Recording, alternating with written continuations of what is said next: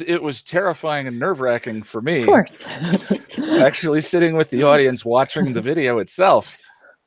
Are we live yet? Yep, it's going live now. Waiting for passion. Mine still says waiting for Passion of the Nerd. Oh, there we go. Okay. Yeah. So they sent me that message a little while ago, and saying that they had added the premiere feature. Hi, Tracy. Hello, everyone in the stream. And I just was like, okay, I guess we'll take advantage of that for the next one. It was terrifying to start, but then once the video actually started going and some of the jokes landed, like hashtag Wangel, I was like, oh, okay, I can breathe. Pop out chat. There we are.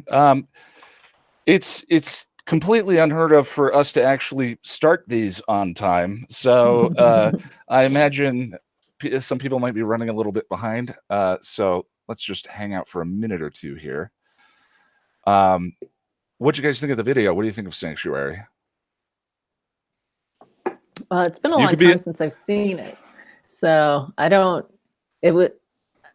for me, I just like anything with faith in it. So and but yeah, I mean, I always like your videos. The metaphorical stuff goes way over my head. So I appreciate that. Yeah, see, up till now, I'd always kind of just, it's good. And everyone seems to love it. And I kind of agreed. And then I just kind of agreed with every criticism you had. So I'm kind of reinforcing my opinion. I mean, it's a beloved episode. And whenever that comes up, so that episode has the same rating on Internet Movie Database that 5x5 does. Right. And to me, 5x5 is one of the top 10 episodes in the series. And that one always kind of rubbed me the wrong way, I guess. But whenever that happens, whenever an episode comes up that's kind of a fan favorite and that I have issues with, I do get a little nervous and gun shy about having to write the script because I'm like, first of all, I don't like taking shots at people's babies, and it's a cult show because the show has such emotional resonance and significance for us. But I just I would prefer to be the one who enjoys it as well. The other one that happened with was I Will Remember You, which I know is a fan favorite episode, but I love it. Yeah. We don't have to go there. That's okay. So there's a way on Patreon for me to send. Maybe I didn't provide enough of a heads up for people that this was happening today. Maybe I should have posted something earlier in the week. I saw what you posted, but yeah. I mean, I think we had talked about it the last time, and I think I know that there's other Halloween parties and stuff going on. Oh, that's right. Yeah. Well, I prefer to sit here and drink Chardonnay and talk with you guys. Sorry. I think there's a way to. Yes, there is. So I thought there was a way to send a message to everyone at the $5 level and up, but I'm not seeing it.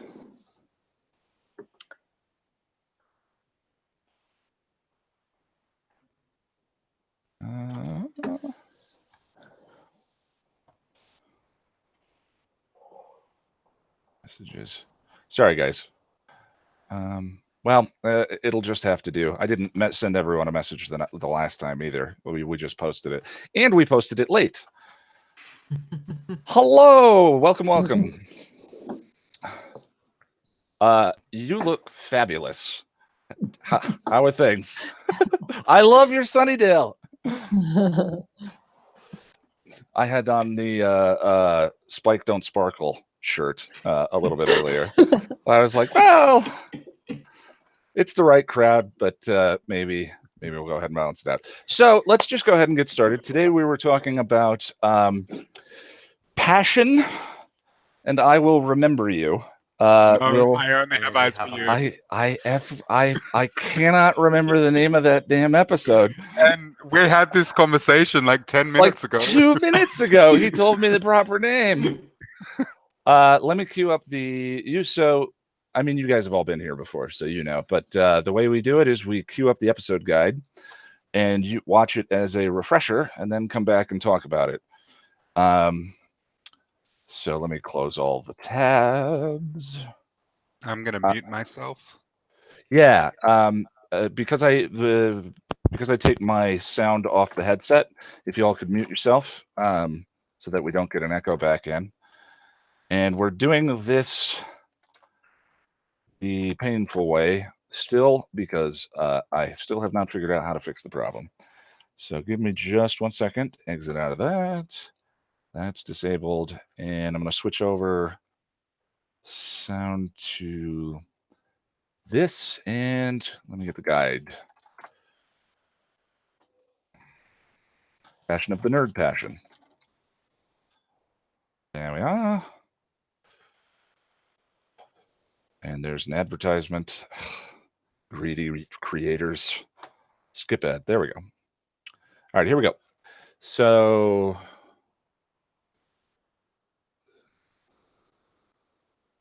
default.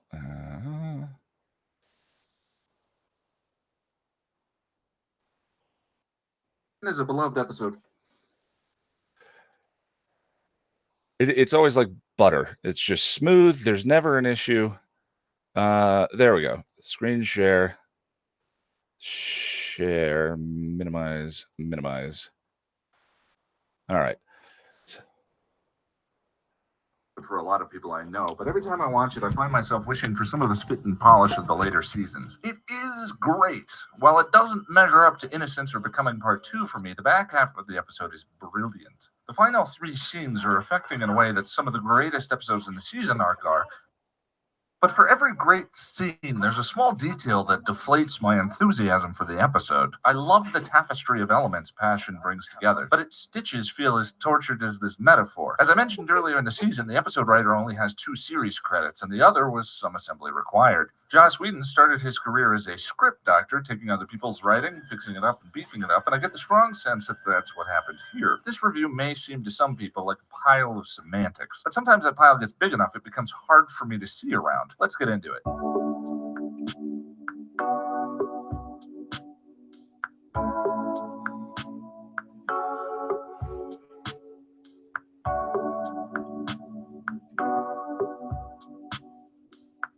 Angelus is stalking Buffy and the gang. With the line, "Passion, it rules us all," Angelus seems to be explaining why he can't just kill Buffy, but has to terrorize her first. To that end, Buffy wakes up the next morning to find a drawing of herself on the pillow next to her. She describes the situation to the gang, and Cordelia is appropriately worried. Oh, God. I invited him in my car once. That means he can come into my car whenever he wants. It's a cute line, but sometimes the writer's handling of Cordelia is inconsistent, and her character vacillates between just being an egotistical alpha or ditzy and dumb. I think Cordelia has shown herself on different occasions to actually be smarter than Xander. This route with her character is a big miss for me. It doesn't help that they beat the joke into the ground 3 more times in this scene. The bit right after, though, where Jonathan comes in looking for a book in the library, an unheard of occurrence in Sunnydale High, always makes me smile. The gang attempts to strategize the proper defense against Angel. Considering Angel's first decision with Drusilla was to kill her family, Buffy very reasonably wants to tell her mom. But Giles says no, that's not possible, perhaps worried that Joyce will try and take Buffy away. And yet, Kendra was given to the Watchers early on. Buffy is, after all, the one Slayer in all the world, not counting Kendra. Wouldn't the full force of the Watchers Council be on the side of ensuring she can do her duty? Given that if she doesn't, the world collapses? I know how hard this is for you. Right, I don't. But as the Slayer, you don't have the luxury of being a slave to your passions. There's some foreshadowing for you. Speaking of, Giles goes to his calendar to try and figure out a way to block Angel from Buffy's home. You can see the great chemistry they've had all season, and the two of them play the resistance to it rather well. But then Jenny drops the L word.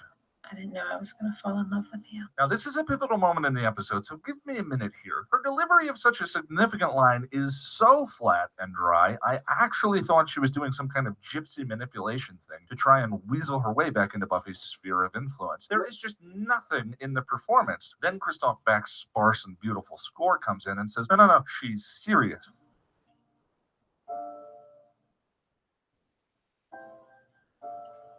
The music does enough to bring me back into the moment, and I actually find the tune moving, but I still cringed when Jenny said that line. There are some better examples later in the show, but in the interest of not spoiling, let's consider the scene where Oz turns Willow down for a kiss. It's okay. I can wait.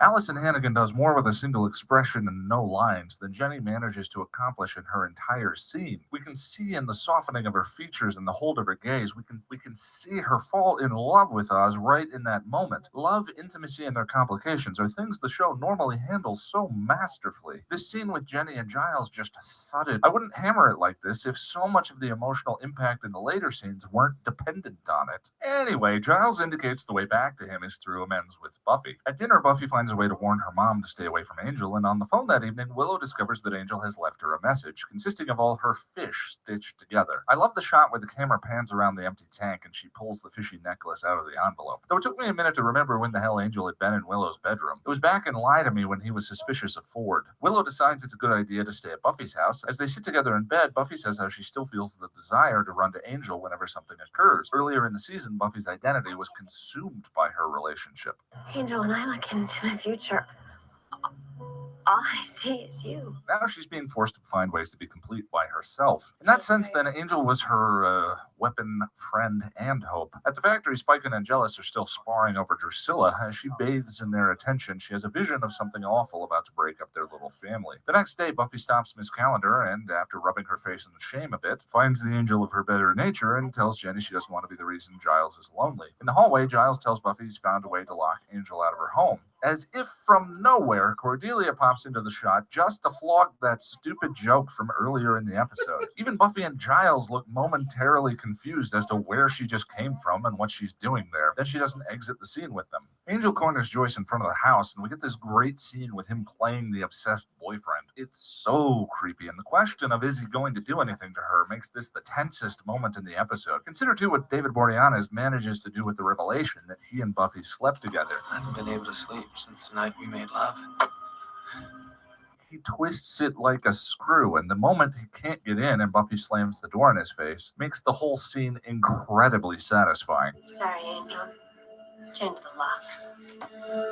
Jenny is working late and runs into Giles. Their walls are down and she says she may have something. Giles tells her to stop by later that night. Jenny has a breakthrough in the search for Angel's soul restoration spell and prints it out and saves it on a floppy, only to realize Angel is already there. Angel destroys the spell and Jenny flees in terror. After a few nice cuts, we get a laughable bit of blocking in which Jenny pushes a conveniently placed mop bucket into Angel's path and he pratfalls over it like a Marx brother. It's so ridiculous. She doesn't put any curve on it. He's literally running directly at it and would have hit it if she hadn't pushed it. The only thing missing to complete the cheese is the proper sound effect. Then again, maybe he was just giving her hope as he miraculously beats her to the top of the stairs and breaks her neck. Giles shows up at Buffy's house as Buffy's getting chastised by Joyce for having sex. Willow, wondering whether Giles knows about sex, given his librarianness, is hilarious, as is the bit where Giles suggests he intervene on Buffy's behalf. So perhaps I should intervene on Buffy's behalf with her mother. Maybe say something? Sure. Like, what would you say?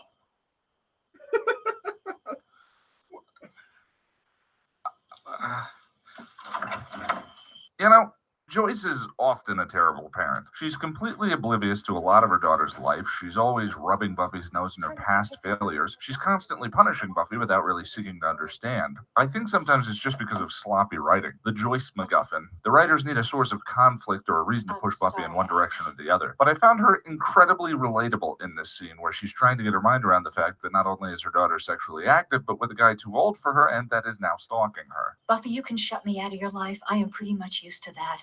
But don't expect me to ever stop caring about you because it's never going to happen. It's one of Joyce's greatest character-building bits in the series. Giles returns home. There's a bottle of wine, lit candles. An opera is playing in the background, probably a record from his collection. It is Puccini's La Bohème.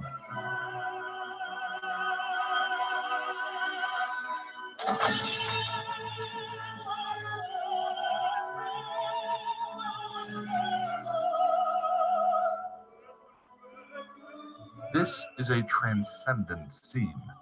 Music, shot selection, and performance all fit together so painfully well. It is the most elegant and specific portrayal of Angel's whimsical evil, which to this point has been spoken of but never really shown. Giles calls Buffy and tells her Jenny is dead. As Angel stands outside looking through the window, feeding off their grief. What good is a performance without an audience? I don't particularly care for Angel's monologuing in this episode, but the seemingly paradoxical wording, ecstasy of grief, is wonderful. His ecstasy over other people's grief. Cordy drives the gang to Giles' house to see the scene. Xander capitalizes on the moment in a very Xander fashion. So Giles is going to try to kill Angel then. Well, it's about time somebody did. I'm sorry, but let's not forget that I hated Angel long before you guys jumped on the bandwagon. Yeah, technically true, Xander, but you hated Angel when he was a good guy just because you're racist. Or undeadist. They all have a right to be pissed, but this event is not vindication for Xander's bias against Angel that started because Buffy didn't want him.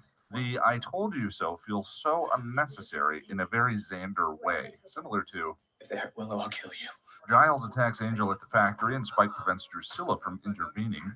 Angel turns the table, Buffy kicks his ass, and Angel gets away by pointing out that Giles might burn to death in the fire. One side effect of Giles' sparse emotional outbursts is that when they do happen, they land with unexpected force and severity. You can't leave me. I can't do this alone.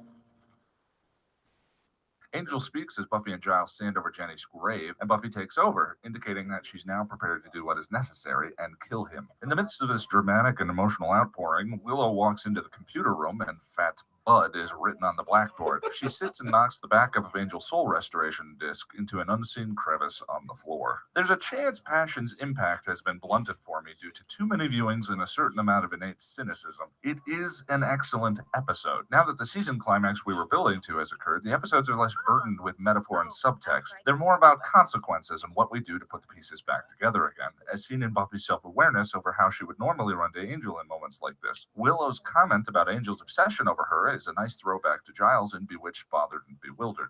I know it's not love. It's obsession.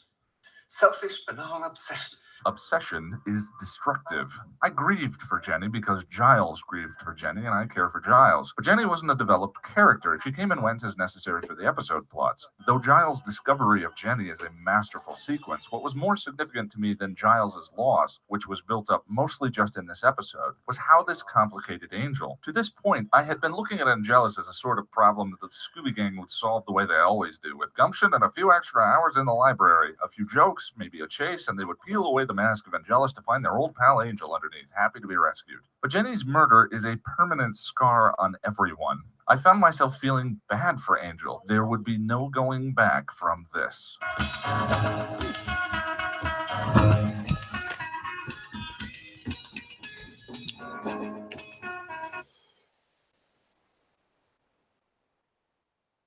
Okay, one more.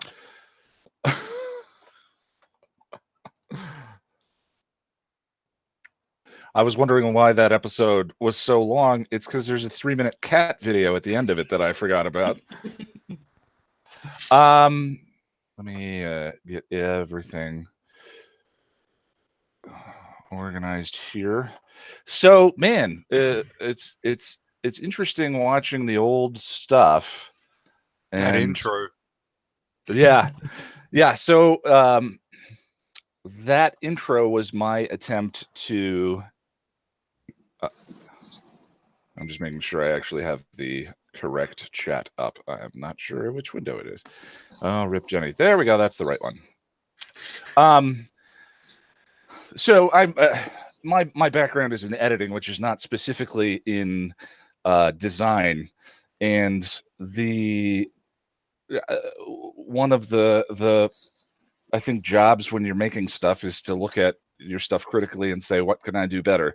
And so with that one, I went and found an After Effects tutorial that had been actually made by a guy who was doing local TV spots for Buffy in Idaho when it was in syndication. And he walked through bits and pieces of a template, and I built that out. And then I think it was maybe 10 episodes later, I get an email from a fan saying, hey, I'm a designer in high school doing motion graphics, and I did this for you, and it's the actual opening title sequence that actually plays on the channel now, and it's stunning. I was so proud of that After Effects tutorial, but now it looks like a silly cartoon compared to what he put together for us. Thank you, Assad. And there's a donation on YouTube.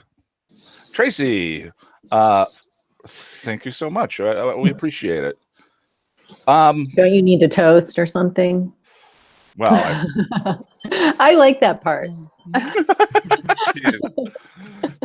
Cheers, everyone, and happy Saturday or Sunday.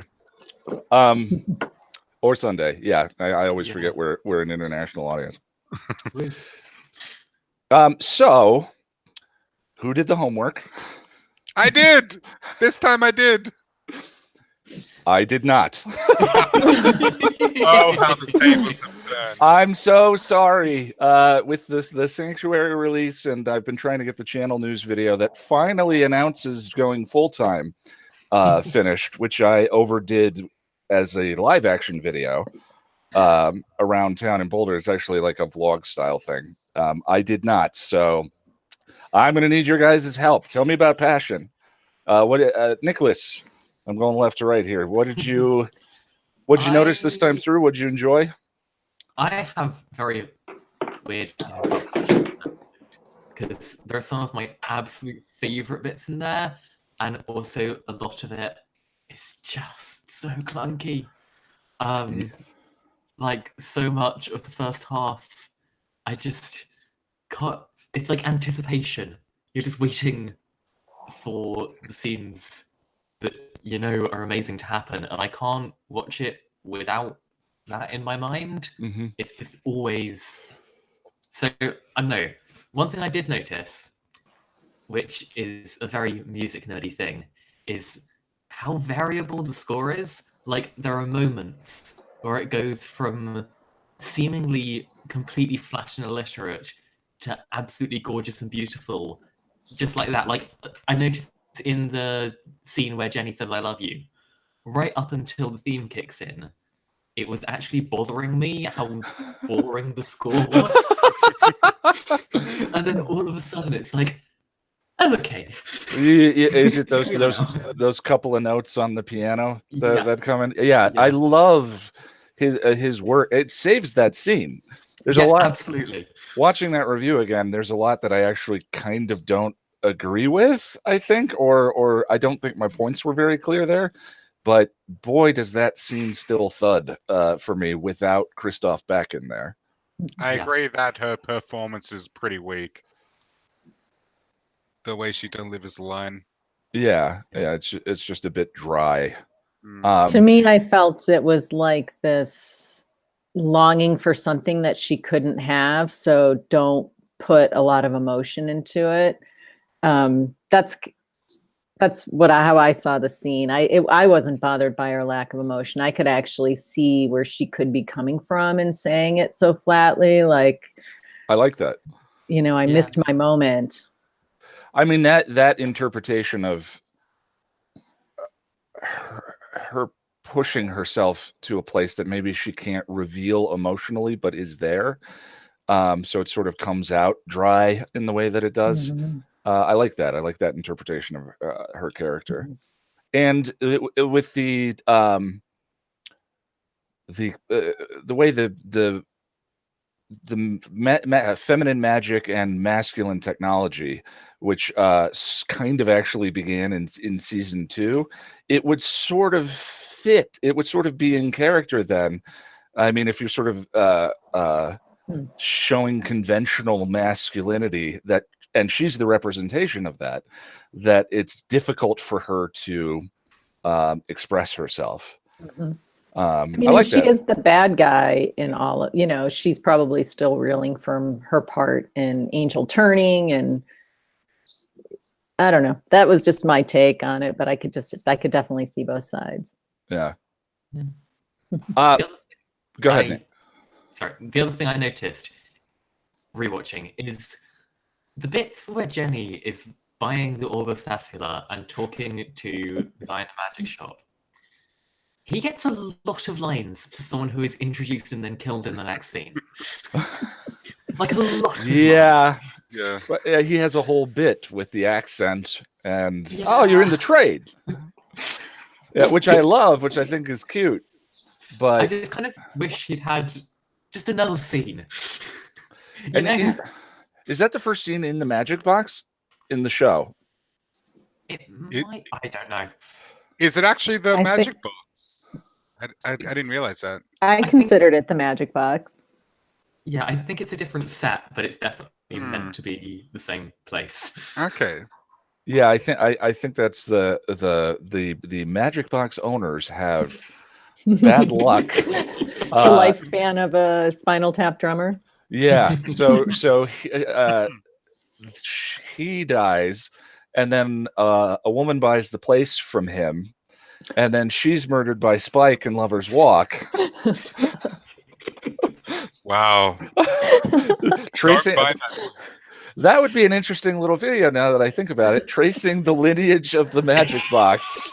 Yeah, I just never made the connection because it doesn't look like it. It's as Nick said, it's obviously a different set. So I just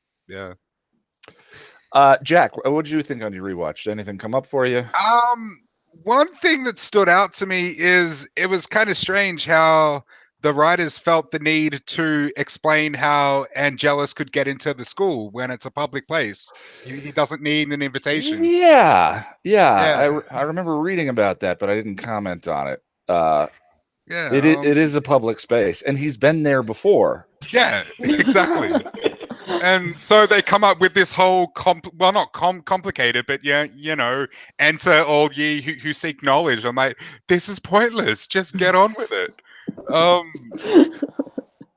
You said in the video that you don't like Angelus's monologue. I love it, but I'm a sucker for that kind of stuff. Well, that's interesting. Let's.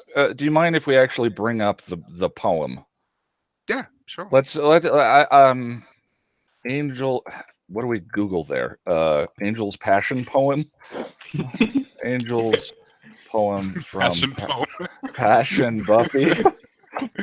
That sounds more. Yeah, let's not go there. Synopsis. Where's the actual?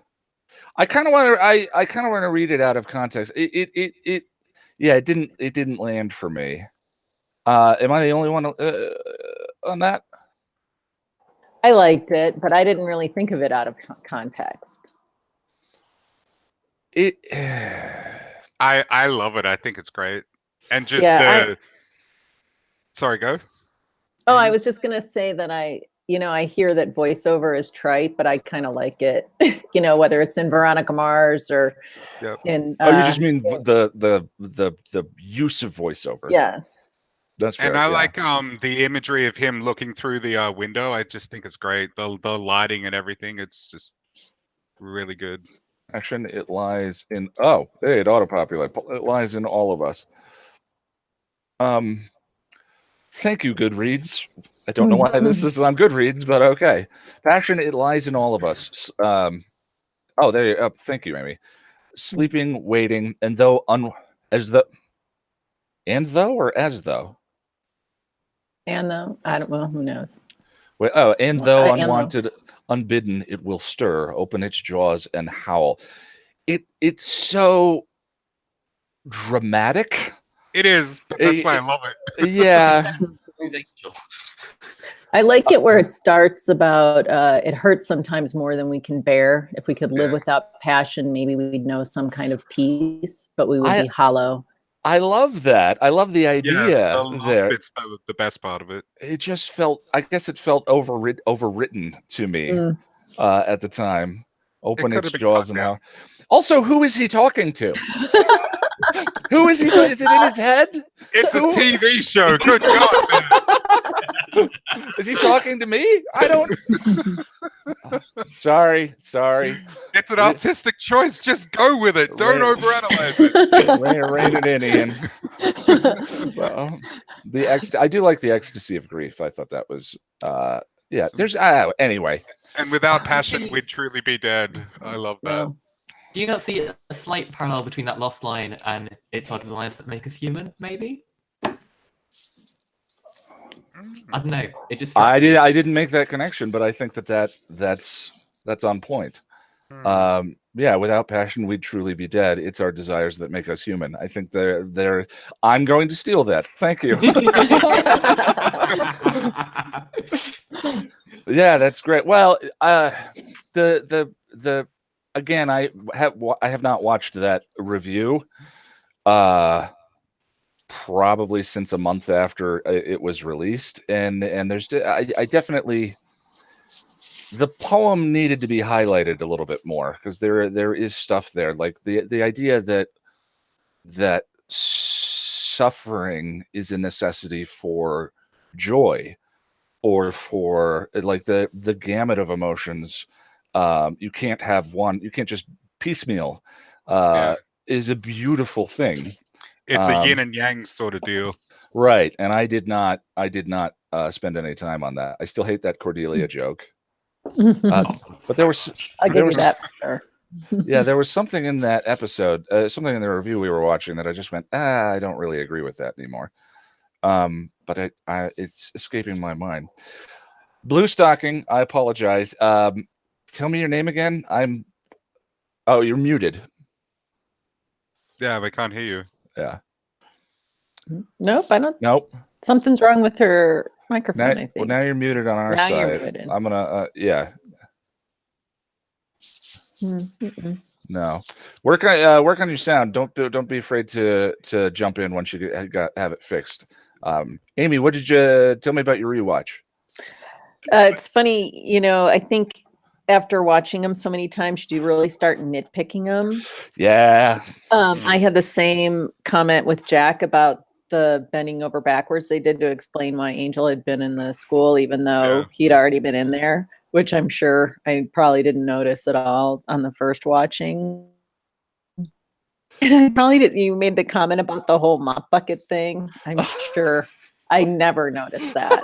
But when she pointed out, I'm like, oh my God, that is so stupid. Yeah, every time. And I just brought that up again in the 5x5 review. Oh no, it was in New Moon Rising when Tara hits Oz with the chair. Oh right, yeah. The plastic chair takes out a werewolf. Yes. Yeah. It needs an elephant tranquilizer to take him down. One thing, if you want to talk about Xander for a minute. Of course.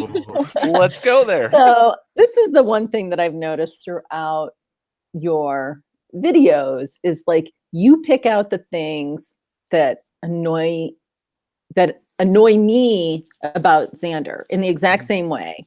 Yeah. But I don't know if you find them endearing or what. Like, why doesn't that make you hate Xander? Because it's like it's everything I hate about Xander, but you're like, oh, but he's still so great. Well, I might be contextual. Well, that's.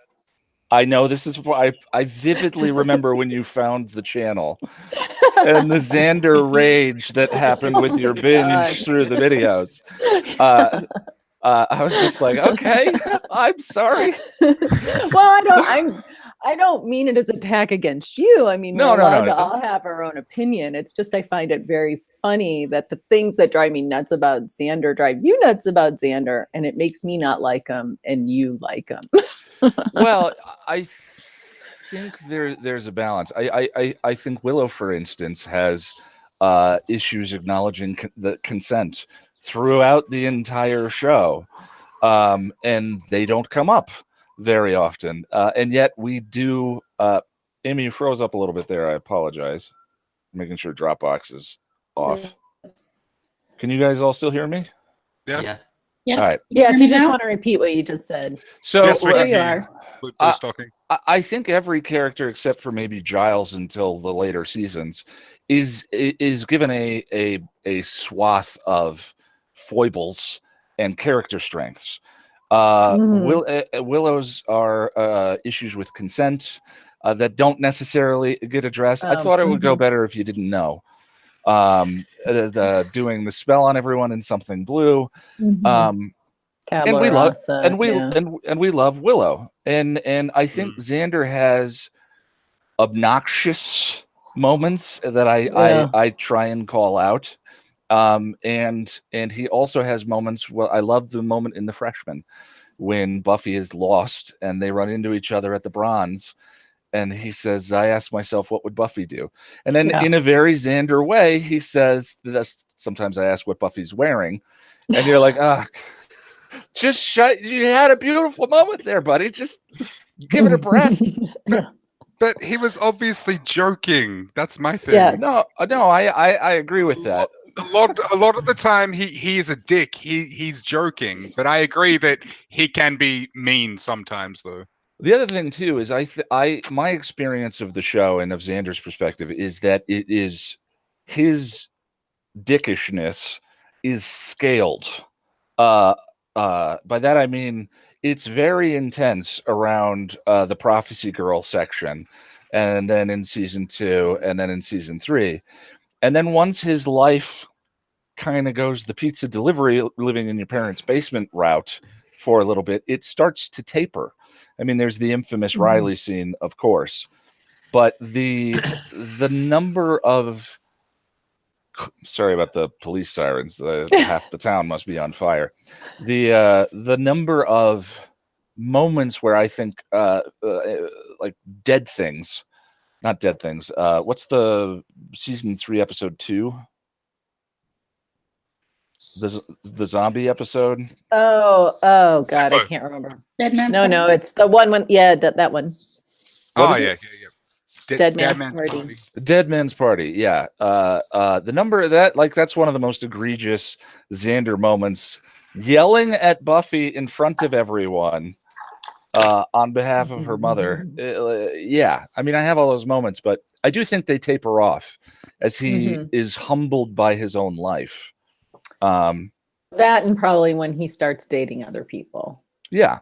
Because a lot of what his attacks are against, like, his lack of being able to have what he wants. Not from Buffy. Lonnie in the Dusted podcast,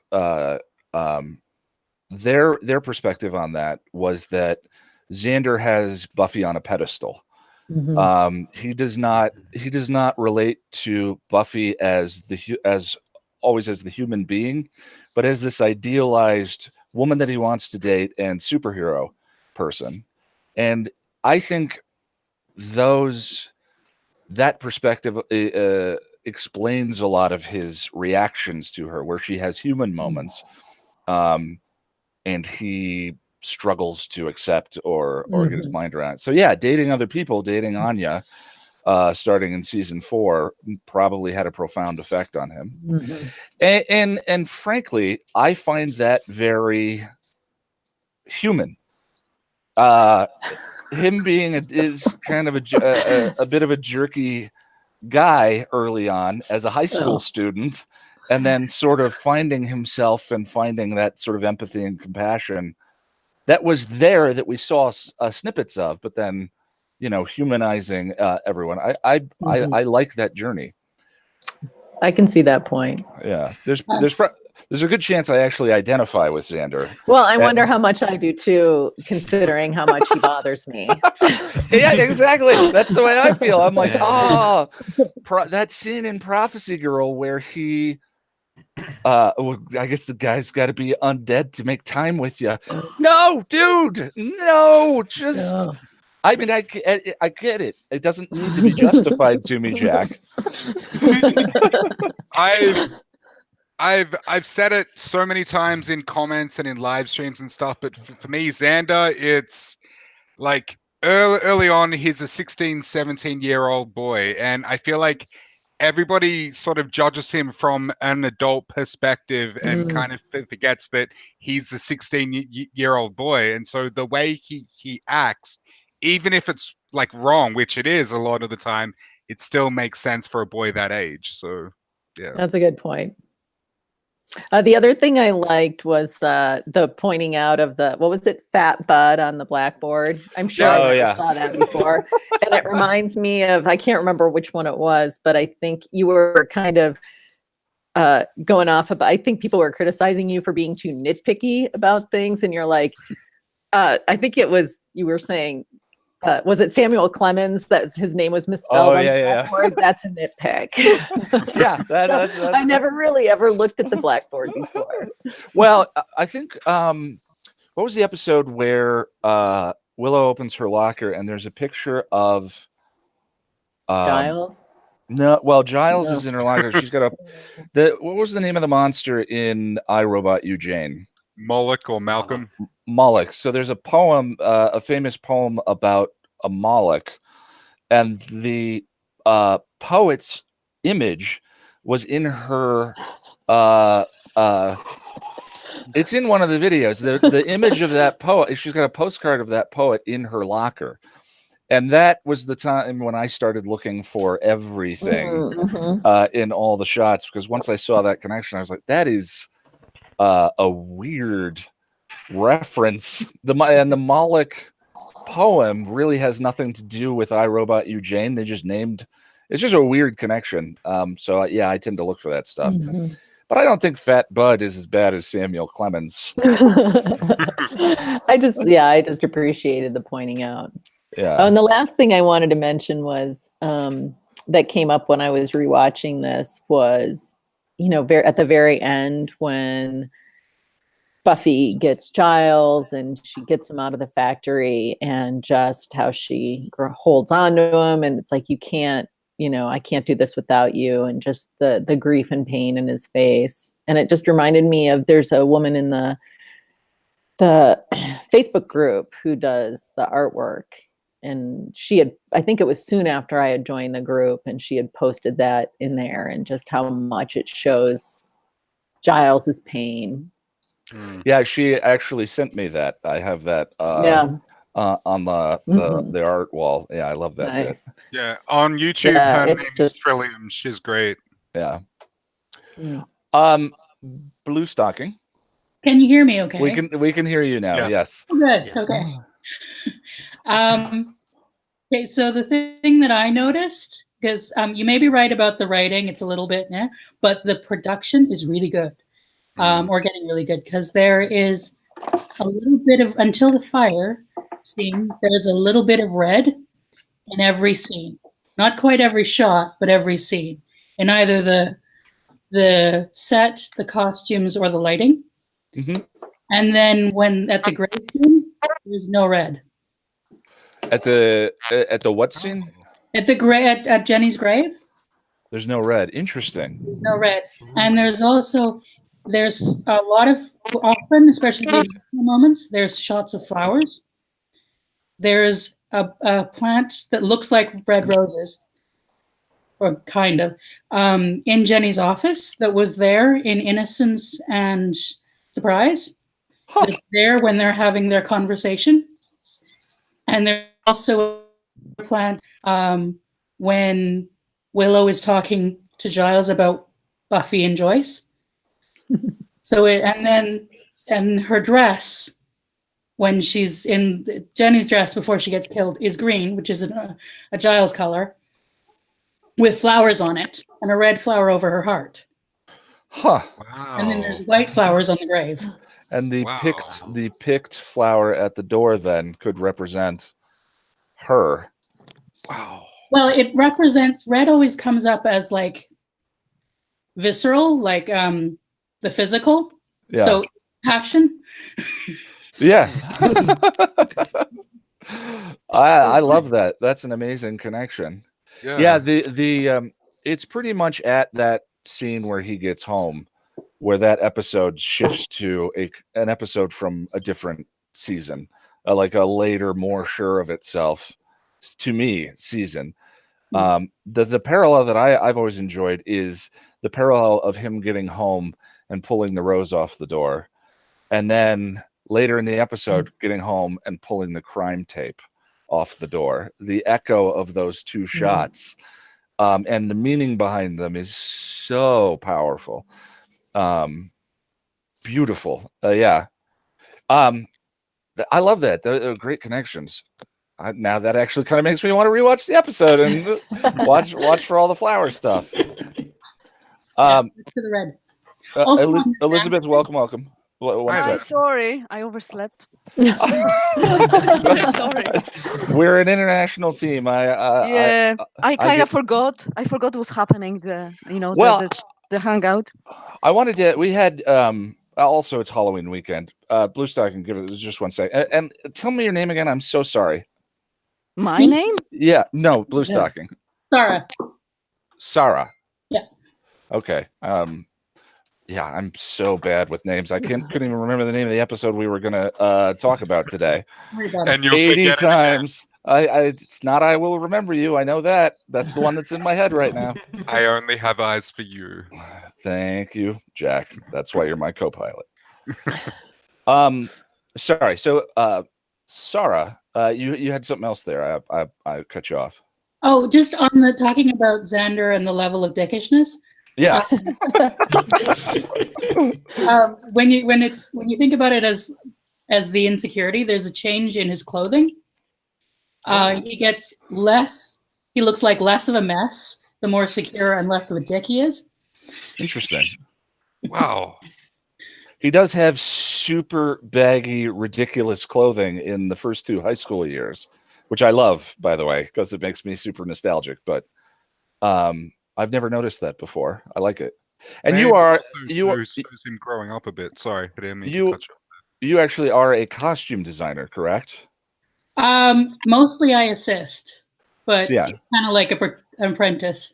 So I just wanted to these are such interesting off the wall observations. I just wanted to point out your background and like where you're trained to look for those kinds of observations. So But I think you got a point. Even in season 4, when they're all in college except Xander, he's wearing Hawaiian shirts when he works as a pizza delivery guy, and he's dressed totally shit. Obviously, shit job, shit self-confidence, and all that. That would.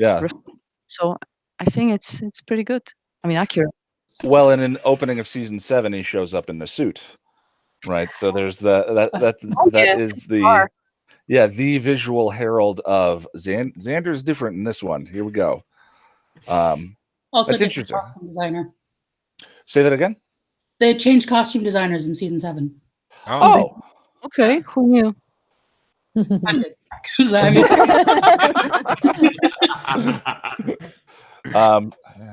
sorry, 1 second, guys.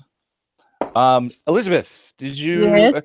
So I just wanted to point out, Boris in the chat mentioned that the episodes that we actually picked were Bewitched, Bothered, and Bewildered,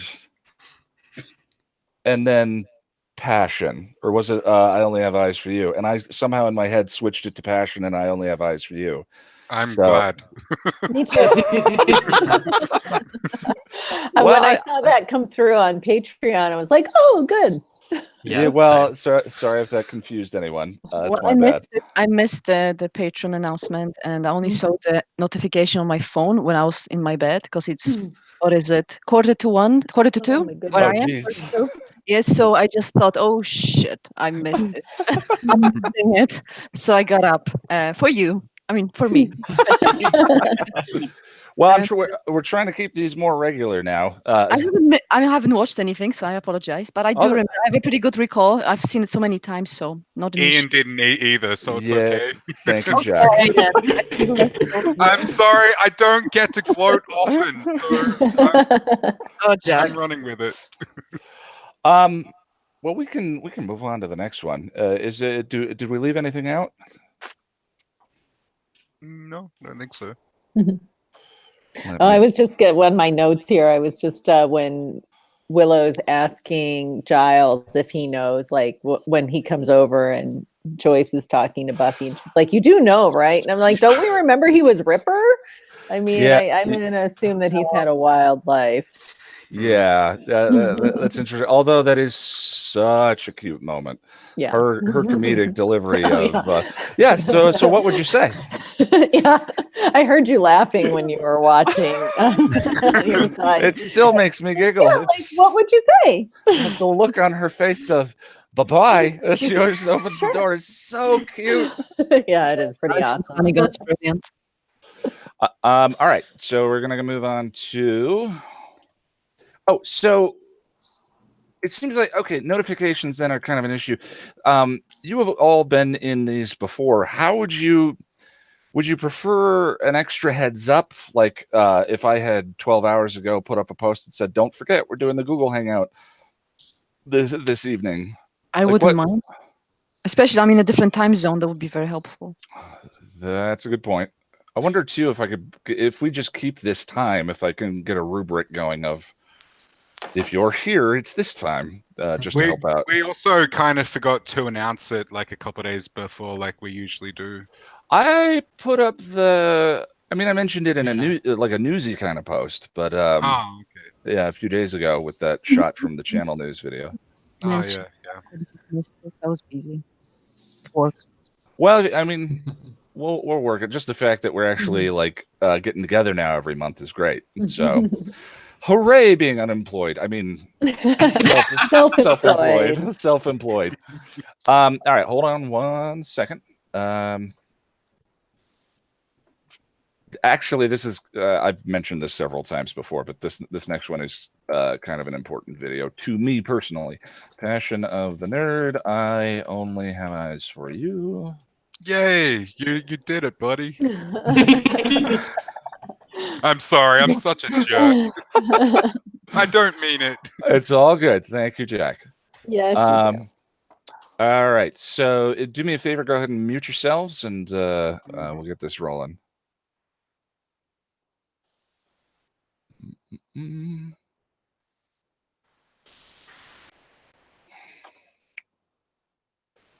I think, well, hold on.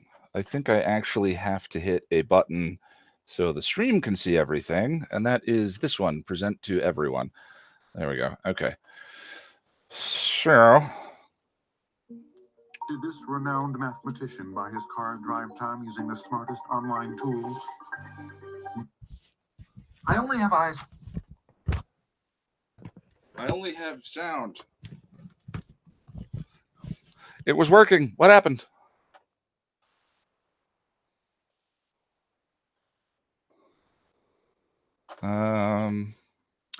Oh. 5 minutes and was written backwards. It's a Marty Noxon episode, so we have. I only have eyes for you is weird. It feels like an episode that started with its last 5 minutes and was written backwards. It's a Marty Noxon episode, so we have every right to expect greatness. And yet, as I watched it the first time, I was checked out. It felt like an episode of Spooky 90210 to me. It sounds a bit silly when describing an episode of a superhero show, but it felt a little ungrounded. It's the first time the show is actually concerned with ghosts, but the melodrama just didn't do anything for me. I say melodrama because these ghosts and their trysts haven't earned the right for me to care about them. Haunted bees? Really? What were they thinking with the... Oh.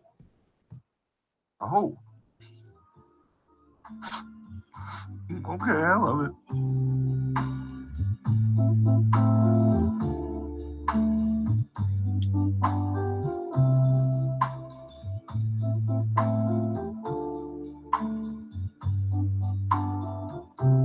At the Bronze, Buffy dodges the advances of an incoming guy. She tries to bail, and Willow tries to best friend her from the doldrums without success. Meanwhile, in the school halls, two students are in the midst of a lover's quarrel. The boy pulls out an old-timey-looking pistol. Buffy, out on patrol, intervenes and knocks the pistol out of his hand, which disappears. I'm going to look at all the pieces carefully and rationally, and I'm going to keep looking until I know exactly how this is all your fault.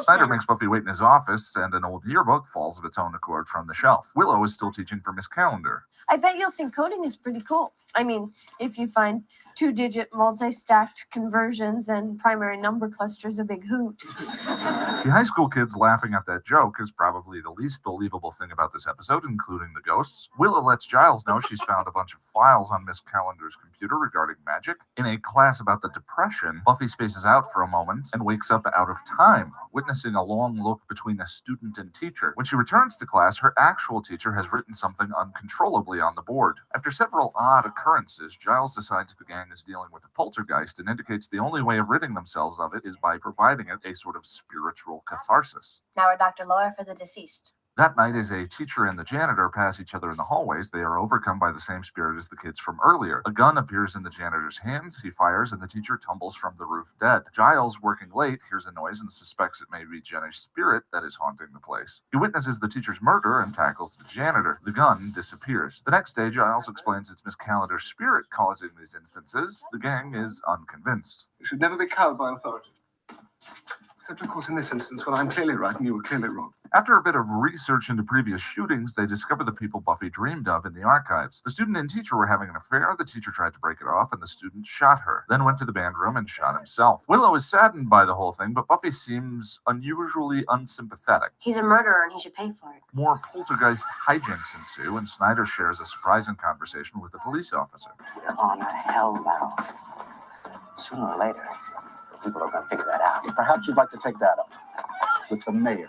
At the mention of the mayor's name, Snyder shows some unusual fear. Willow finds a spell with a chance of dispelling some of the big bad voodoo at school, and Xander points out that James the ghost shooter seems oddly fixated on Buffy. Unsurprisingly, their ritual doesn't go according to plan. Spike, Drew, and Angelus have moved into a new home. Angelus's continued torment of Spike appears to be having its intended effect. Drusilla has a vision of a gate opening and something wanting the Slayer. I may not have mentioned this before, but Juliet Landau's performance is kind of incredible. She's like an undead Woodstock hippie on ecstasy and LSD. I've grown to appreciate her physicality the more I watch the show. The gang discusses their failed attempt to banish James the Ghost and what James might be looking for. He wants forgiveness. Buffy is again unswayed. Cordelia continues. Hang on, guys. Hang on. Sorry.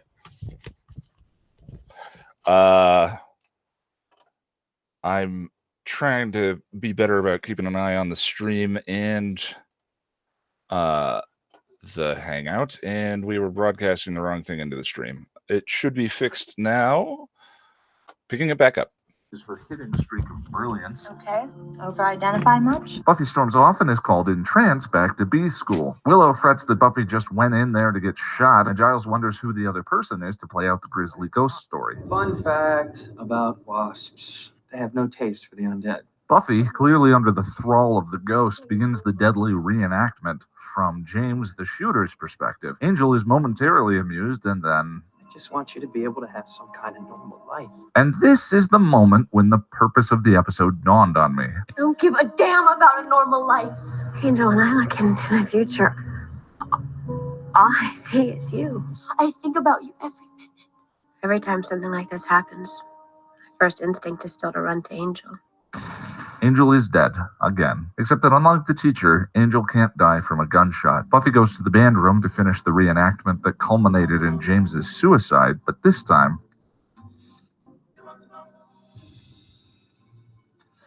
Okay, so remember Buffy's feelings about James. He's a murderer and he should pay for it. Let's consider the gender-swapped lovers, and on the night of the Sadie Hawkins dance, no less. Buffy very specifically takes James's role in the murder-suicide reenactment. James's teacher was older than him, as Angel is older than Buffy. Her relationship to James is a suggestion of her own guilt over Angel's death, and the ripple of consequences that have come since. Her vehement lack of empathy when describing James is only an indication of how she's feeling about herself. James destroyed the one person he loved the most in a moment of blind passion. That's not something you forgive. As Xander pointed out, James was fixated on Buffy, but not from a combative sense, but because he identified with the guilt that she was carrying. James picked me. I guess I was the one he could relate to. The key to understanding the episode is realizing it doesn't matter whether we think Buffy did anything wrong, she thinks she has. Was I not good? I didn't know what would happen until after. I swear I would have told you. So it was me. I did it. I think so. You must be so disappointed in me. I'm sorry. Just a little more fallout from my love life. And Buffy is looking for the same thing James is. He wants forgiveness. But she can't find it because she doesn't think she deserves it. So why should she allow herself to be happy? And then the dialogue between Angel and Buffy provides her this moment she needs. You thought I stopped loving you. I loved you with my last breath. Whether it was Angel speaking the words or some spirit inside of him, this tiny echo of the man she loved is a moment of reprieve, a breath that gives Buffy the space and peace for one of the most difficult acts of compassion. The act of forgiving yourself. Yeah, I like this episode. Either I'm a little thick or the whole point is a little easy to miss at first, but now that I think I've got the grasp on it, it really is like a poem. There's a rhyme and meter to the whole thing and a beautiful little thought revealed by the ending. It has a similar thematic aspiration as Killed by Death, but is executed so much more elegantly than that episode. In the final scene, Angelus is disgusted by his forced participation in the love fest and goes hunting with Drew, taking another moment beforehand to taunt Spike. And as the music thrums, Spike kicks himself free of the chair and stands up, reborn.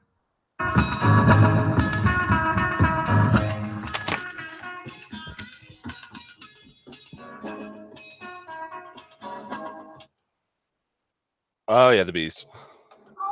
What is it? What is it? What is that? What is that? What is it? Oh, no, not the bee! Not the bee! Ah! Okay. Switching back. Love it. This is just the start of what's meant. Shh. Quiet browser. Oh, it went to go fish immediately. Okay. Yeah, that's funny. That review has just a metric ton of editing mistakes that stand out to me, but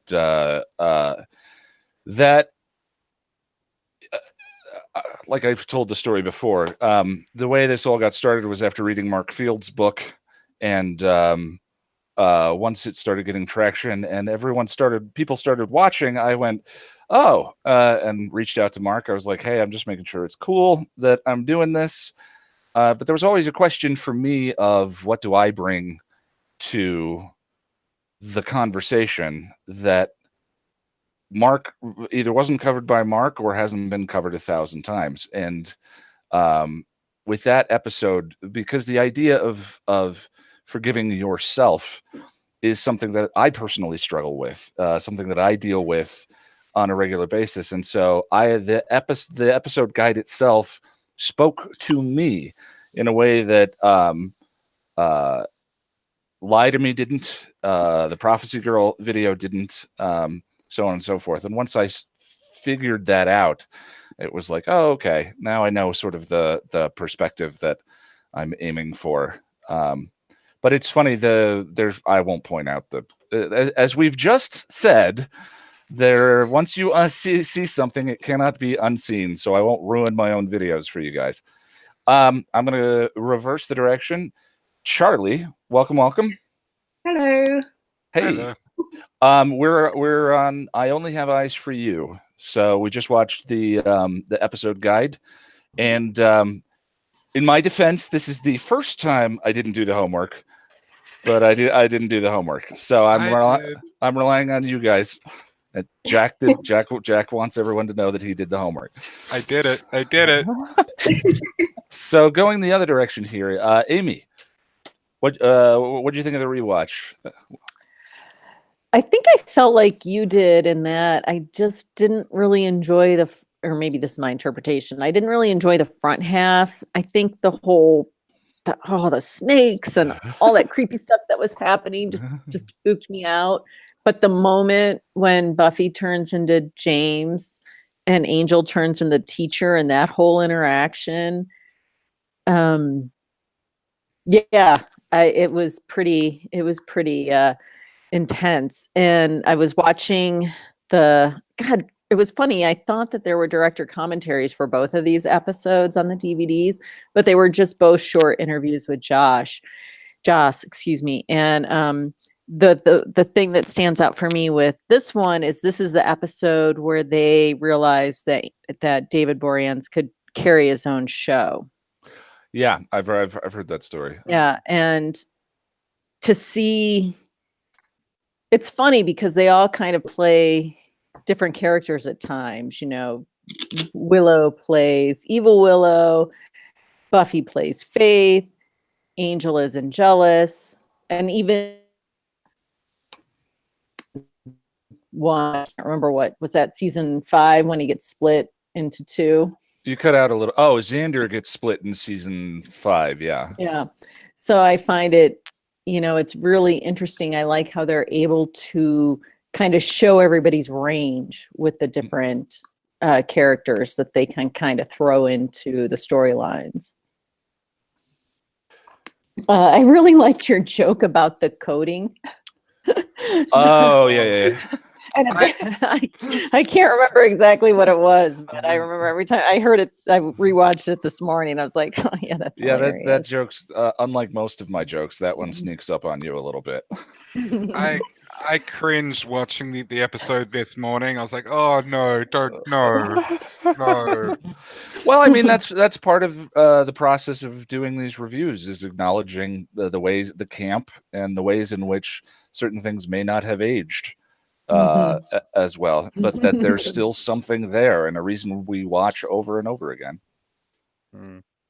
Yeah, and Simon's delivery of that line just always, it's so uncomfortable. Yeah, it's it makes my skin crawl. I can't stand it. I don't have a lot of experience with this, but it smacks of an actress just grabbing for the lines that she's had to be fed several times. It doesn't feel like she, like Willow, knowing those things. And I mean, that's the joke, is like how complicated the things are, but just the students laughing. Nah. Yeah, not getting it. Yeah. The other thing that stood out to me was the foreshadowing of the mayor. And, we see the foreshadowing happening a couple of times during the series with Dawn that's coming up. But like, I don't know if this was the first mention of the mayor and the acknowledgement that other people besides the Scooby Gang know that there's something wrong going on in this town. I think that is the first mention. Or would you like to speak with the mayor? No, I'm good. Yeah, no, I don't want to mess with that guy. It's so interesting to see them foreshadowing across seasons in that case, because usually the seasons are so well contained, other than the first evil. Again, sorry, Elizabeth, what? No, I just wanted to say that, in the Pack episode, there's also a mention, but not of the mayor himself, but about the fact that they're aware of the situation, because the Snyder's talking to the police, telling that it's gang on PCP, and ask, what did you expect them, or what did you want to say? Was it the truth? Yeah. Yeah. So no mayor mentioned that. Yeah, they were well aware of the, Hellmouth and stuff. Boris, the channel lore keeper, says, I think this is the first mention of the mayor. School Hard does have Snyder talk about hushing things up. I was going to say we should ask Boris. Yeah, that's interesting. What else where do you rank that episode, Amy? How do you feel about? Oh gosh, I don't really think about ranking things beyond like maybe the first. Like for me, the episode that stands out most to me is Normal Again, which no one really talks about.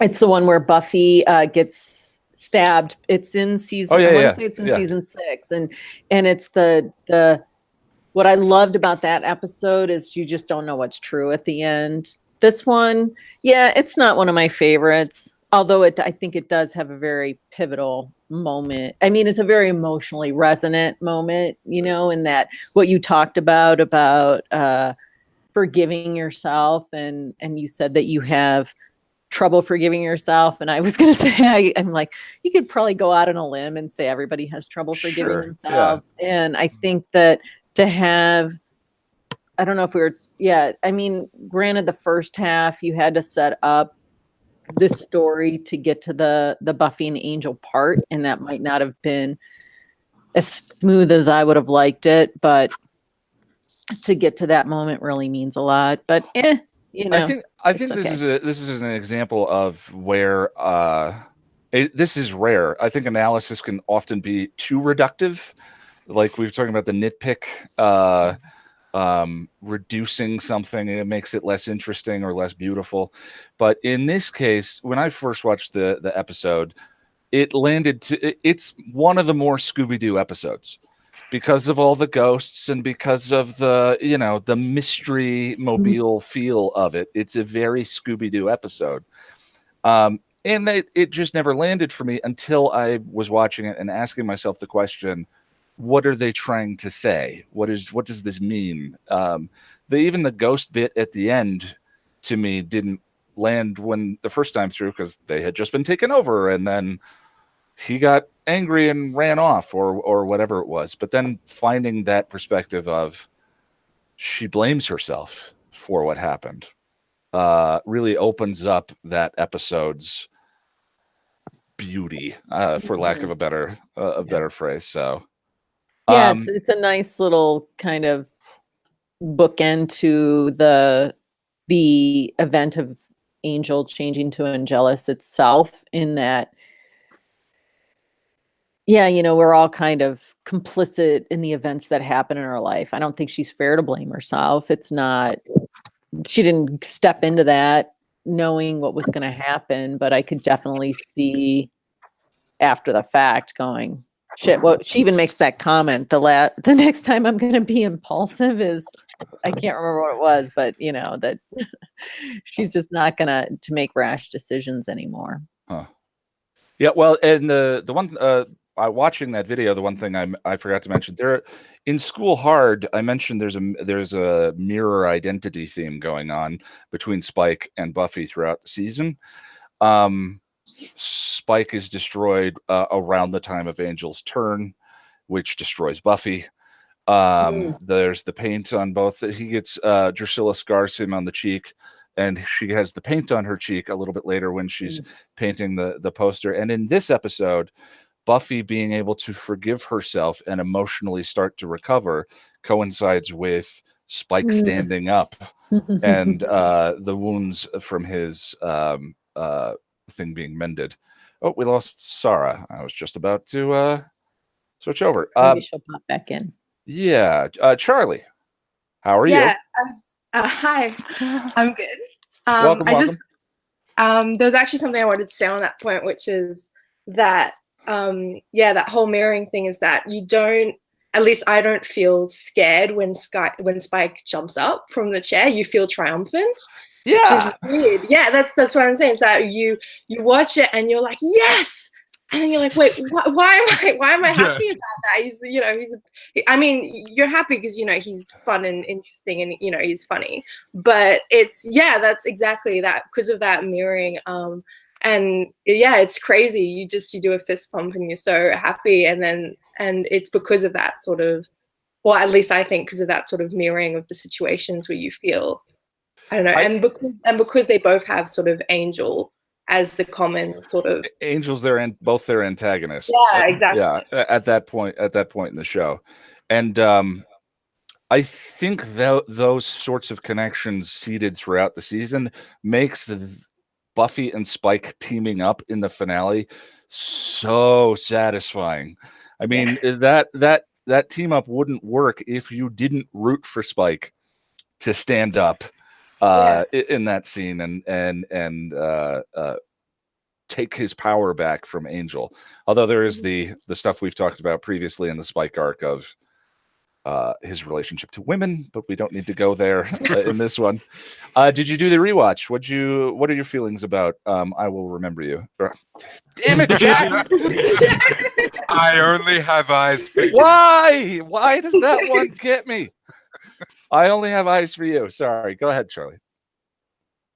I mean, it's weird because I'm not a huge Buffy and Angel fan. But it's weird because that episode managed to both make me, like solidify me in my opinion of their relationship is just, not supposed to work and is fundamentally, troublesome by relating it to that teacher-student relationship, while at the same time making me feel sort of it was one of the times where when first watching it and again rewatching it, when I actually along with episodes like I Will Remember You where I actually do really feel they're like really bad and feel that sort of love between them. I think it's weird for me in that sense of that sort of, whereas with this episode from an objective point of view, I'm seeing this and I'm just like, yeah, that's exactly why this relationship could never work and is just wrong, while at the same time making me feel the relationship really deeply. And I think that's one of the things that marked me. Maybe I didn't think the first time I watched it, but when I rewatch it, that's that sort of weird thing that I feel. Yeah, Amy mentioned in I think it was the last Hangout how Amy, I think you commented on how I've the attempt to give the characters their due, even if like most people are a Spuffy shipper or a Angel shipper or whatever it may be, and I've always wanted to just obviously I personally found the Spuffy relationship more interesting. I think at this point I've sort of become a cookie dough shipper and think they're both toxic. But part of that is to if you don't find the relationship particularly captivating or has the same chemistry or whatever, to just consider those experiences as the individual, like someone who is in love, who lost a relationship. How would that feel to me? And that then informs the writing for the particular script. So I agree with you. Yeah, like my experience of those early episodes gets better every time I watch them. Yeah, and a lot of other episodes, I feel like Xander in the Zeppo episode, when he walks in on that Xander-centric episode where he walks in on them, Buffy and Angel acting all hyper. Like most of the time, that's how I feel. Yeah. But then in episodes like this, where I guess where I'm seeing sort of that it's in episodes like this where I actually feel something, whereas the rest of the time I'm just Xander in that episode. Yeah, I mean, if you relate to a character and they're in I've been trying to do it with Riley this season, and I'm setting up certain things with the Riley jokes that we'll get into in the next season, and they're partially driven by my desire to frame the Riley conversation in a different way. So I'm going someplace with the arrows on the chest, but it's driven by that desire to get something useful out of that relationship, other than, man, is he milk toast with milk on top, you know. Elizabeth. Yeah. Sorry, you're back. Awesome. We'll double back to you in just one sec. Okay. Elizabeth, I only have eyes for you. Well, I haven't rewatched it but I do remember it. Yeah. I like it. I mean, I don't hate it. It's not my favorite, but I do like this episode. I don't skip it if I do rewatches, and it's quite emotional. And in your review, you mentioned how much you like Drusilla and, her whole, all her mannerisms, her, the craziness and the way she acts. I love her. I mean, every time I watch Drusilla, she's just, it's a treat really to watch. Yeah, the physicality of she's her so performance. good. And I just, I don't particularly, I mean, I can't particularly relate to the episode with the guilt and the forgiveness, but it does have an emotional impact, definitely, and it's very enjoyable to watch. And I think at that point when I started watching the show, 20 years ago and so on, I think that I was still shipping Buffy and Angel, so I guess I probably had a different reaction to it, but I can't possibly remember. It was 2 decades ago. So again, every time I rewatch, it sort of depends on how I feel about my life at that point, because Buffy is, again, it's comfort food. So it would have a different sort of I would have a different emotional response to it depending on how I feel at the time. So again, if I'm good, it doesn't really resonate as much. So. No, I get it totally. Yeah, and I think that's the beauty of the rewatch. I mean, the show is so layered thematically that there are aspects at 17 that aren't going to matter to you at 30. And then I watched it as a 36-year-old, and I was like, "Oh my God, this is about me!" So But that's the same way, you know, when you said that your season 6 is your favorite, and like for me, it became one of my favorites. But years after years, you know, of rewatches and getting older, and it's like you could finally relate to it as an adult, and that's how it sort of works for me. It's interesting because it's like my love for Buffyverse, mostly Buffy, Angel as well, but Buffy. It's like it evolved in a way as I've became older, you know. It's interesting to see from personal perspective, anyway. The season 6, I was thinking, it not only does it have Normal again, the one in the mental institution, but it has Life Serial, which so beautifully encapsulates the tedious, dull, day in, day out retail life. But told through the metaphor of the spell casting on her and her having to solve the problem. That episode has so many interesting things to say about how much the many ways in which being an adult can suck. I guess and the Double Meat Palace and all the other ones. Yeah, Double Meat Palace. I love that episode because it's so awful. It's so real as well, isn't it? Except for the monster. The long shots. I watched that episode as part of my rewatch recently. I was surprised how boring it was, but how perfect that is for the theme. You know, it's not boring by accident. It's purposeful. Like it's deliberately, meaningfully, rage-inducingly boring. Is how I feel about that one. Well, it's so a skill. Yeah, absolutely. Sarah, welcome back. My Wi-Fi did funny things. It does that. It does. Yeah, it does do that. I only have eyes for you. Feelings about it? I'm curious about the costumes now. If you've got something good there.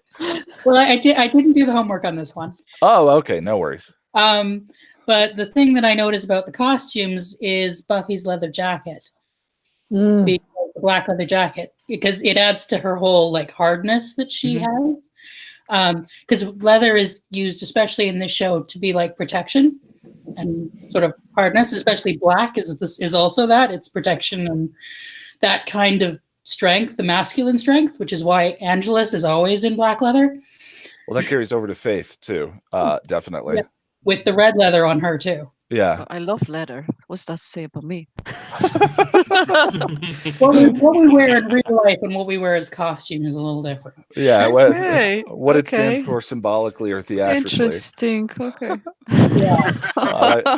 Thanks for that, Sarah.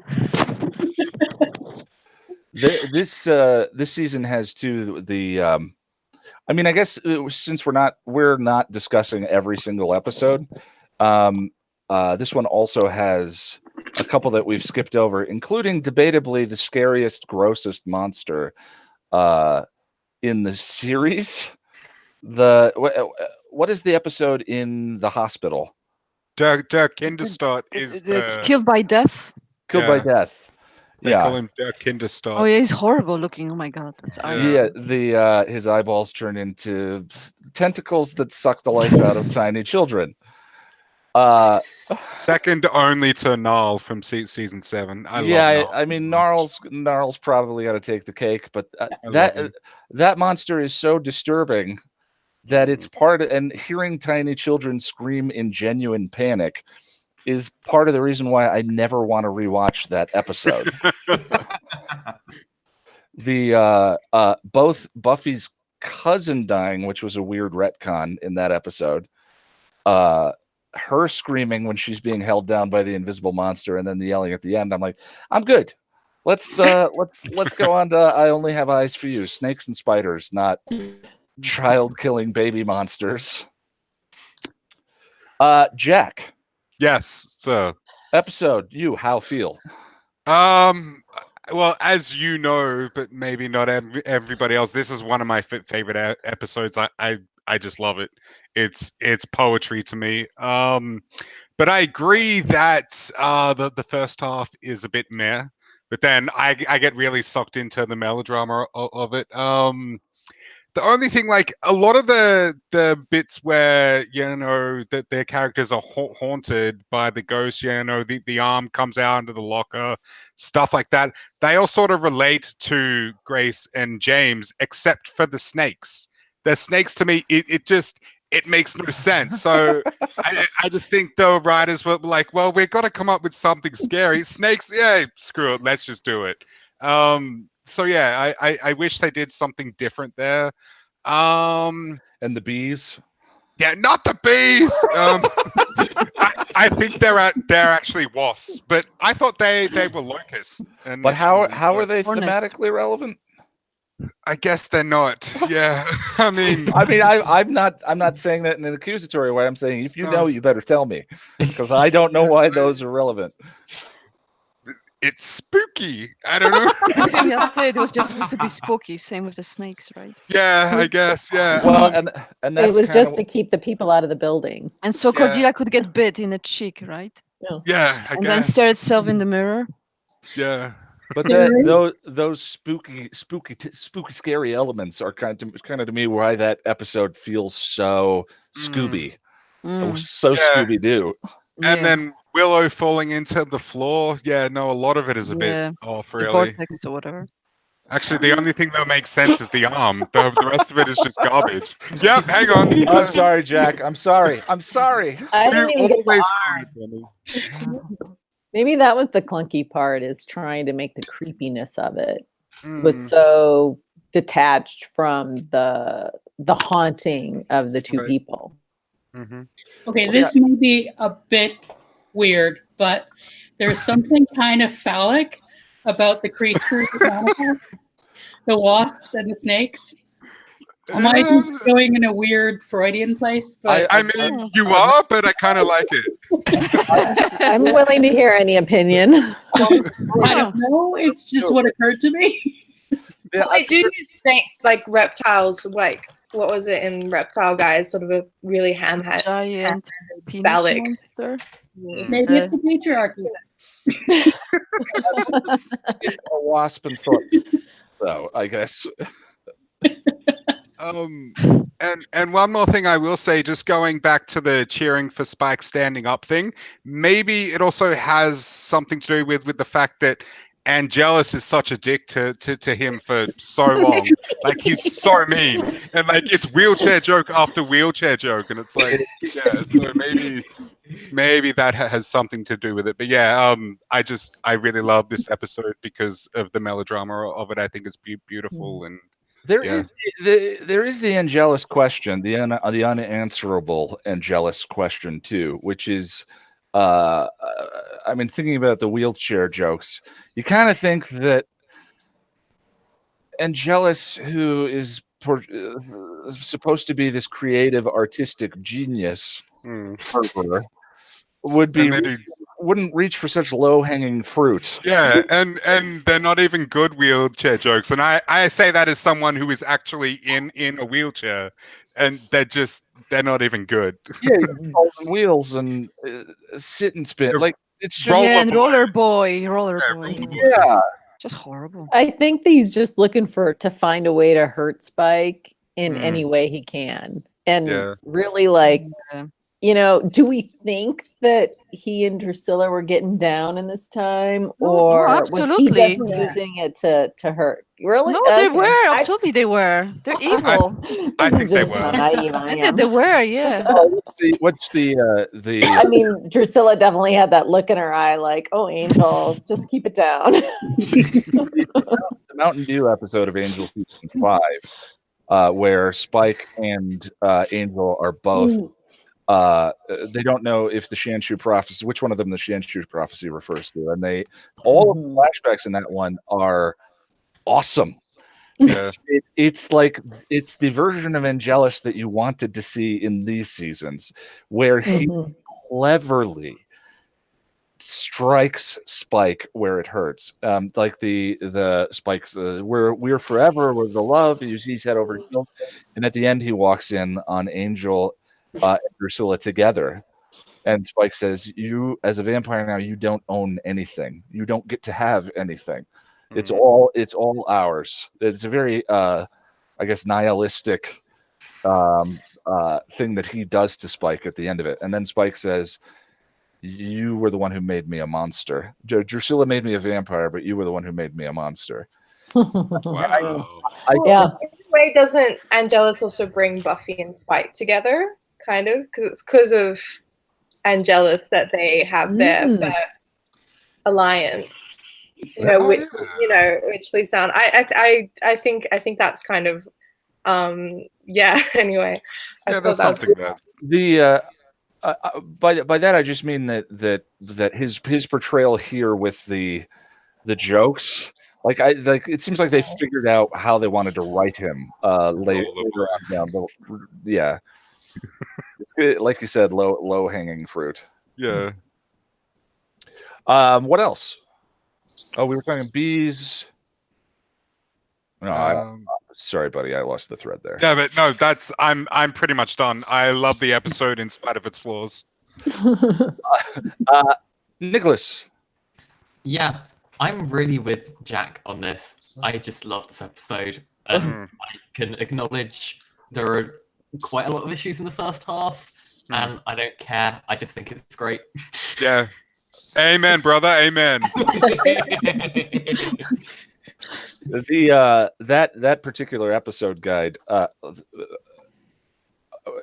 one of the regular retorts that people have been sending me about Riley's regularly out waxed chest and my constant pointing it out is like, well, Angel had a hairless chest and Spike had one later on down the line. But oh shoot, I just lost the thread there again. Sorry about that. Well, Riley's, where was I going with that? Oh man. Oh, I never claimed to be unbiased. I have absolutely. These are not works of great criticism. These are the works of a fan who is sort of mining the material for value. And you know, certain things just don't take me out of it. There's in the review itself, though, there's just a lot of unacknowledged clunkiness to the episode where I sort of just mentioned it in the opening and then jump right to the aspect of it that I find interesting. So, but yeah, they're fan works first and foremost. Does anyone else? Do you guys have anything else? I just had one more thing that I noticed is when Angel turned to Angelus, for whatever reason, his lips get really pale. When he's Angel, he looks kind of human. When he's Angelus, you know, whatever redness in his mouth goes away. I don't know if it's just this other element to make him less human. And there's eyeliner too. Yeah. There is eyeliner, is that what you said? Yeah. Oh, I'll have to look for that. Yeah. The eyeliner he looks more Machiavellian. I don't know. In the interview with Joss for Passions, they talked about whether to have him in human face or vamp face when he killed Jenny, and they said that they put him in vamp face because they didn't want him to, like, when he becomes human again, they didn't want to see Buffy kissing the face of the person that killed Jenny. And I wonder if this is just another element to make him look less human, to distinguish the Angel from the Angelus. Yeah, there is a. I think so too. The vampires in the first two seasons are considerably paler anyway. Spike looks quite milky, but yeah, I did notice that too. Where it's like, does his soul help his circulation? Maybe he was just wearing lip gloss when he was sold. Maybe more foundation. Maybe they changed their makeup artist. Who knows? Natasha in chat says pigment is for humanity, eyeliner is for vampires. I like when it's called guy liner. Yeah. You know, guy liner. That's what she did say. That's on, what is that? I'm forgetting the name of it because I got sick of it after 2 seasons. Lucifer. Yeah, he wore guy liner very well. Someone has recommended that I think Oh. that show is on the to watch list. I started it. I love it. It's where the relationships don't evolve. We're two I can't. seasons in, and the police woman still doesn't realize that she's working with an actual devil. I don't care. I just love Lucifer.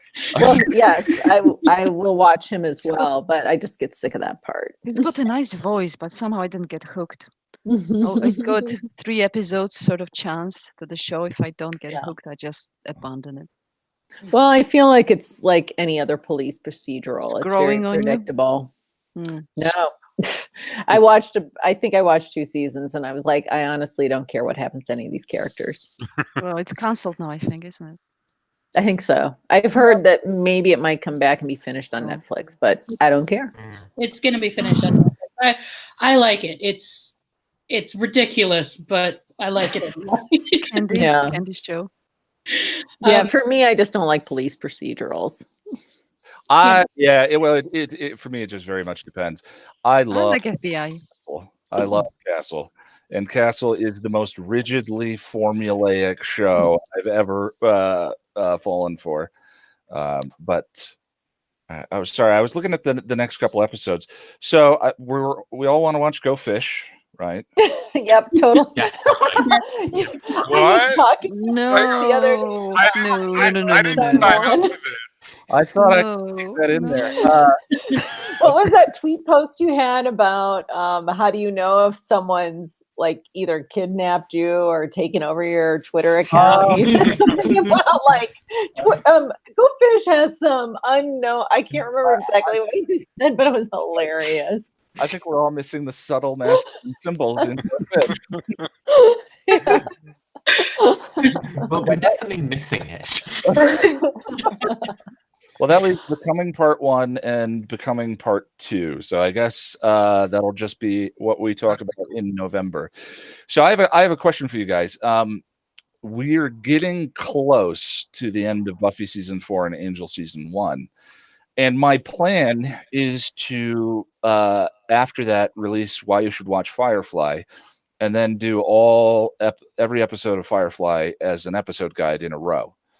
So, and then switch back to Buffy season 5 and Angel season 2. Now, my question is, for the purposes of these hangouts, once we start releasing those episodes, the Firefly episode guides, do you guys want to have these discussions be on Firefly for the duration of the episode guides, or until we sort of do this through to the end of it, or would you rather we stay on Buffy and Angel? I think it would be fun to do kind of how we talked about the video that you just put out at the beginning, to talk about Firefly, since that's what you're currently putting out. Well, I would have to watch that. I only watched like 2 episodes of Firefly ever. I know, right? Crying. God. No, I'll catch up. It's okay. Well, shortly there will be a video on the internet called "Why You Should Watch Firefly." Plus, it's short. Well, I you're prefer not Dollhouse, sucking if I'm into- honest. Dollhouse Oh, is yes. amazing.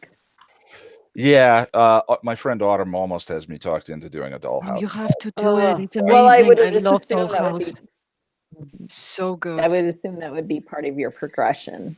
Yeah, Yeah. I'm with you, Elizabeth. I think Yeah, Dollhouse. Go Dollhouse. is Go Dollhouse. especially to get into like the underlying meaning of the thing. Right. Mhm. Dollhouse is there's just so much there. Oh yeah.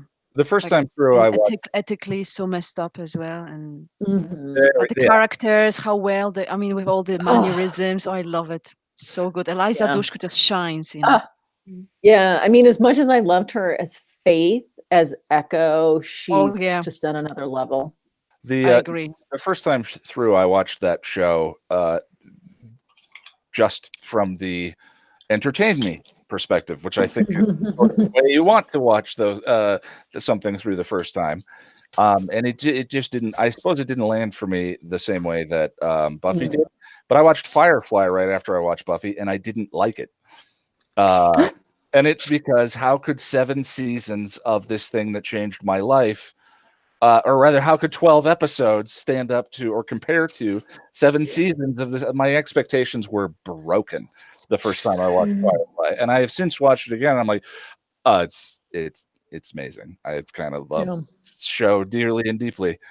I haven't seen it yet either, but I'm scared because I saw the first episode, I think, but it was ages ago, and I'm just scared that I'm gonna love it, and then it's gonna end, and then that's it. Like, But what's nice about it, as we can talk about the movie when we get there in this series, but it is a complete story. Like Buffy takes the story, and I mean, it's still going on with the comics. So even though there's kind of like a bow tie at the end of season 7, it still goes on. Like when you get to the end of the TV series for Firefly, you're just like, what the hell? But then they do try to say with the movie, here's where we are, and kind of like, here's how we're going to wrap up that story. okay, so it feels complete. Yeah. Okay. Firefly feels bigger than it is. You'll finish it and you'll be like, what? That was only 12 episodes. Like it feels, it is satisfying, and it does give you, it gives you a feeling like there were more seasons than there were. I mean, I can't promise that'll be your reaction, but that was for me that I felt. I did feel like it was like, it does feel complete, and it does feel bigger than it is. It does, yeah. I've been meaning to watch it for ages, and I get a lot of crap when I bring up that I haven't seen it, so I just got to do it. Also, I would say it's better than Buffy and Angel. Come on. I mean, okay, going back to the fact that I watched both Buffy and Angel in real time, and then I watched maybe the first couple episodes of Firefly, and I was like, well, plus they aired it out of order. So the first episode you see is the train job or whatever it's called. So you never, like, Serenity really introduces you to the world and the characters, which isn't what they did on TV. And then, so I watched maybe 2 or 3 episodes of Firefly, and then I was getting ready to go travel, so I just stopped watching it. So it had already been canceled by the time that I got around to watching it. So it was really the first show of this world that I got to watch as a binge, where I just bought the DVDs and just watched it all. And then I just remember being just blown away. It definitely is more a show of the binge renaissance, I guess, of the binge times, and it's also considered in and of itself alone. It's cleaner because it doesn't have Go Fish, it doesn't have She, it doesn't have it's not 24 episodes or 22 episodes or whatever it is. It's just this clean little singular story. So I mean, from certainly from that perspective, I think it's Jack and I were talking about sort of our objective experiences of a show versus our emotional experiences of the show. And objectively, I think Breaking Bad is probably a better show than Buffy and Angel. From the standpoint of the storytelling and the production values and all of that, Buffy and Angel means more to me than Breaking Bad. Exactly. Buffy and Angel is tremendously more valuable to me personally, and it's as we said, it's comfort. So that's exactly how I feel. Yeah, true. Would Bad have ever been a thing without Buffy and Angel? You know, I feel like I was just talking to someone the other day about how, well, both Buffy and Angel, because of the fact that they're 22 episodes, they have to have these kind of monsters of the week. But I felt like for me, it was one of the first serialized storytelling shows that I had ever watched. And because I just never cared about CSI. You know, I want to see these people go on a journey, evolve, and change. And to me, this was one of the first shows that you could see that happening. And after that, especially with the advent of DVR, you could see a show that was just all about story. They didn't have to throw in these filler episodes to make sure you could get through 22 episodes. They could just be all about story. And that's really when television changed for me. That's the benefit of the 12 episode season, certainly, is being able to just stay on point and knowing that people will DVR the episode and not miss things and go, what the hell is going on there in where? Now what happened to the RV? Yeah. So, okay, so we're going to do Becoming Part 1 and Part 2. It'll be the last Saturday of November. I realize that this is the middle of the night for some of you. I apologize, but I feel like moving the time slot actually made it more difficult for people to make the conversation. The other thing I wanted to point out was Jack and I restructured the Patreon tiers. We did not move the $5 tier or the $10 tier because those are the most subscribed to, and I didn't want to knock anyone out of it. I really enjoy doing the readings, and Jack and I are now both editing those, so it's easier for us to churn those out and get them done. But we also added a couple at $7. I had a thought today too of, would you guys ever be interested in doing episode rewatches together? Like there are services that allow you to watch things in sync. Now we can't live stream that obviously, but maybe as a Patreon group for Firefly per se, or something to that effect, we could set up a date and time, and anyone who wanted to show up, we watch the episode together and keep it in sync. Kind of the way we premiered Sanctuary today. Okay. Is that something that you guys might be interested in? No, I like it. I like it. I like that idea. Sync. Yeah. That'd be great. Yeah. I don't have any geek friends here, so that would be I'm missing geeks around here. So I had to start a YouTube channel to find them. There we are. Okay, well we'll think about that. And the other thing I wanted to say was Sanctuary went up today and was copyright flagged immediately. Now 5x5 got flagged as well. Usually when I get a copyright flag, I hit the appeal button and it makes the video available, but it's just not monetized. 5x5 remained blocked, so I re-edited it to remove the stuff that was setting off the recognition software, and then published it anyway. When I appealed the Sanctuary flag today, the video came back and I was able to premiere it. However, for the next couple of weeks, the video makes no money. All the advertising revenue is frozen during a copyright dispute, and it doesn't come back. So my point in telling that story is how grateful I am for the Patreon and for you guys. And your willingness to throw something which on the surface is pretty bizarre. Someone doing an episode guide about a show that's been off the air for 16 years. But here we are, and I'm pursuing this as a full-time thing. And that's really only possible because of you guys in the Patreon. So I wanted to say thank you today. And that's all I've got. Well, thank you. I've never really looked at Buffy this way, and to have it and Angel, I just to be able to come back and revisit these shows after I'd watched them so many times, and to see them from a different lens has been very entertaining. It's a good time. And I hope to do the same with everything that we dive into. Every episode's a research project that I'm terrified and neurotic about. And then we record it and go, oh, that was pretty good. Time for the next one. Every time. Jack and I are cubicle buddies on opposite ends of the world, and he has to listen to me complain endlessly. Every time. No, but I love you, buddy. You know it. Are you in Australia? Yes, I am. I live in Melbourne. So when are you coming to the US, Jack? Aussie. We're thinking summer in the US, so probably June or July. I had some problems with my passport, but I've gotten that sorted, and now we just basically need to save up the money and just figure it all out. But yeah, it's happening. Cool. Yeah, so I'm gonna go ahead and call it. The channel news video, which is actually the official announcement for full time, will be up later today. I think it's cute, if I'm allowed to say that about my own stuff. So I hope you enjoy that. I try and make those more than just me yapping, but have some redeeming entertainment value as well. And then hopefully tomorrow we're gonna dive into the Yoko factor, and this season will be wrapping up before you know it.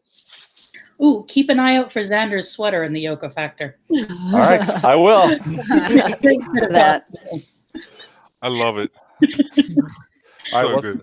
thank you so much, guys. We're going to go ahead and sign out now. I appreciate it. And to everyone on the stream, I appreciate it. Thanks for hanging out. And we'll see you guys in a month. Cheers, guys. Bye. Bye. Bye. Bye-bye.